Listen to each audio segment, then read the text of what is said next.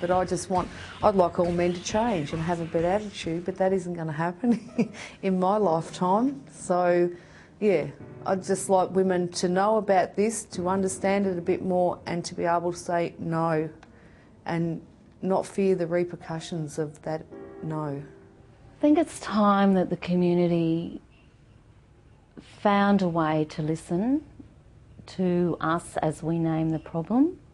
It challenges us to rethink what we mean by family. So, of course, it's a difficult topic for everyone. I think, though, that the only way for us to ensure that women are safe, which is a fundamental right, and that children grow up in environments that allow them to experience well-being and to thrive, which is what we want for all our children, is that we acknowledge this problem. Because if one of those people, if the doctor had have done something, if my mother had have done something, if the church had have done something, if the neighbours had have done something, things would not have got so bad. It only takes one person to stand beside you and say, no, this is not acceptable. You know, I suppose when I was younger, I was always optimistic that we actually might come at a place where we don't have family violence. And I think we have to start to figure out, you know, how are the ways that we can have males not resort to violence in relationships, and particularly with intimate partners.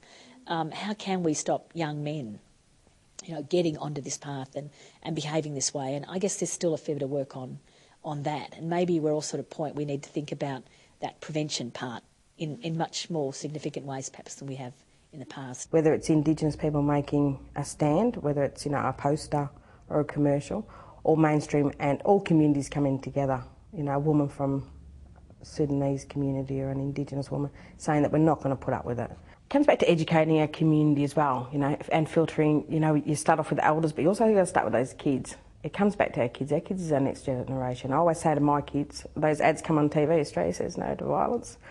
I purposely take the control off the kids when I know they're coming on, so the boys will watch it, because I don't want my boys growing up and doing exactly what their father did. You know, Australia can say no all they want, but it's us as a community, as a whole community, to say it's not going to happen in our community as well.